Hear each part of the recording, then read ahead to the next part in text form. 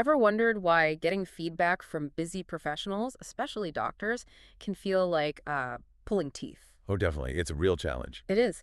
But today, we're doing a deep dive into it. We're looking at a systematic review by VanGeest and others from, I think, 2007? That's the one. Yeah, 2007.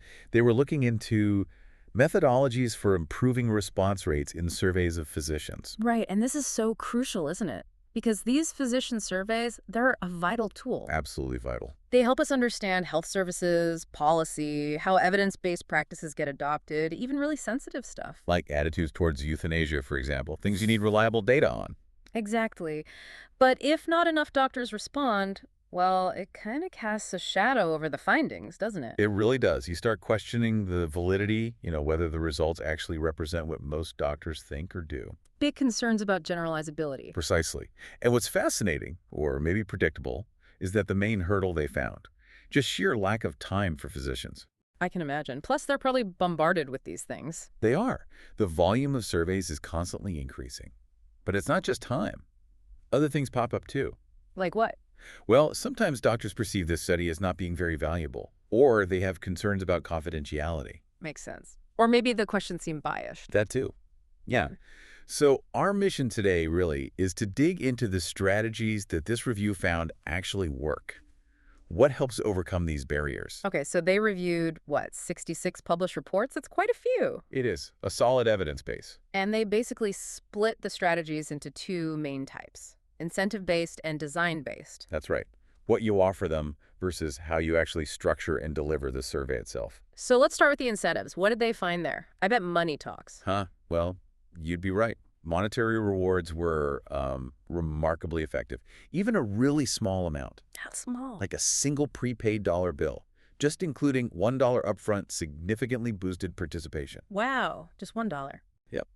The review found offering that $1 made doctors more than twice as likely to respond compared to offering nothing.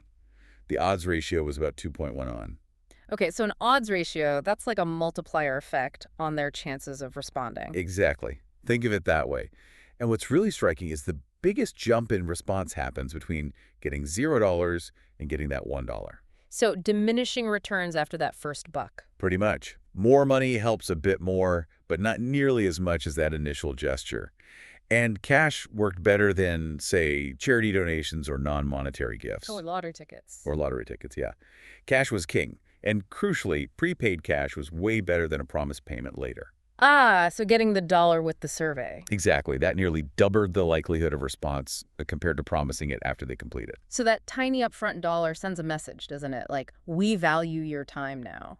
Way more than a branded pen or a promise for later. It's a strong psychological signal, absolutely. Yeah. It shifts it from just asking a favor to a small, immediate exchange. Very powerful. Interesting. What about other non-money incentives? Did anything else work? Stickers, candy. No. Stickers, pencils, candy, largely ineffective. The odds ratio was like 0.97, so basically no impact at all. Okay. What about bigger stuff, like win a trip? Those saw a small bump, yeah. More substantial non-financial things did a bit better, but still nowhere near cash. Yeah. CME credits, continuing medical education credits, they could work, Right. but they were often offered alongside a small monetary incentive anyway, so it's hard to tease out their independent effect. Gotcha. Okay, so incentives matter, especially small upfront cash. Let's pivot to the design-based strategies, how you ask. Right. This is just as important. And number one here, length. Keep it short. Sounds obvious, but did the data back it up strongly? Oh, absolutely. Shorter surveys consistently got higher cooperation. It basically doubled the odds of a response, an odds ratio around 2.0. Doubled, just by being shorter. Yep. Even small differences, like under 1,000 words versus over, made a difference. And using closed-ended questions. Where they just tick boxes or choose from options. Exactly. Those boosted response rates compared to open-ended ones where they have to write out answers makes sense. Less effort. Definitely. What about making it feel personal? Huge factor. A personalized cover letter, maybe even just a handwritten note on it, significantly increased responses. Odds ratio there was about 1.5. Shows you took a moment, right? Not just a mass mail out. Precisely. And direct contact helped too, like a heads-up phone call before the survey arrived or follow-up reminders. That increased response by a factor of 2.3. Really effective. Wow. Okay. So personalization and reminders. What about the nuts and bolts, the actual mailing process? Does, like, the stamp matter. It actually does. Yeah. More than you might think. Seriously, a first-class stamp versus... Versus Frank Mail. Huh. The pre-printed postage or those business reply envelopes. Using a real first-class stamp on the return envelope consistently got higher responses. Odds ratio of 1.3. Huh. It feels more personal again, maybe? Less like junk mail. Could be. Also, for sending the survey out, using certified mail, or even a courier like FedEx, also boosted participation compared to just regular mail. Okay. And the format. Mail versus online versus phone. Back in 2007, traditional postal mail and telephone surveys generally did better than fax or web-based ones. Email, especially, often had significantly lower response rates compared to mailed surveys. Has that maybe changed now, do you think, with everyone online? That's a great question. This review is from 2007, so web surveys might fare better now, but the core issue of digital fatigue is also worse now.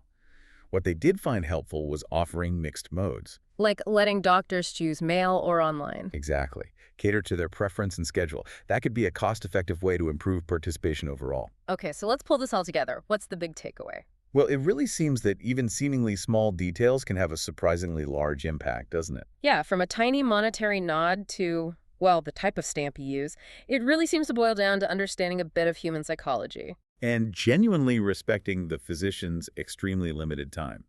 That seems key. So, connecting this to the bigger picture, these aren't just tricks for researchers, are they? Not at all. I think they highlight something universal. The importance of valuing people's time and making communication as easy and frictionless as possible. Right. And it also gives you, the listener, maybe a lens to critically evaluate data you see. You can ask, how hard was this data to get? What might the response rate mean for how reliable it is? Exactly. Understanding the effort behind data collection is crucial. So here's a question maybe to mull over. In this world where we're just constantly flooded with information requests, especially digital ones, Yeah, the digital noise is intense. are these sort of old school tactics, like a personal touch, a simple dollar bill showing appreciation, are they actually becoming more effective now?